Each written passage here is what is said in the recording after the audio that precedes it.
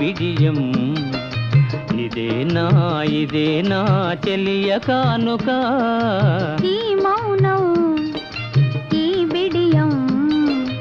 ఇదేలే మగువ కానుక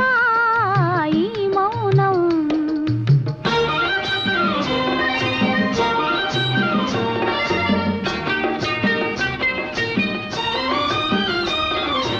ఇన్ని నాళ్ళ మనవలపులు వికసించుట ఇందుకా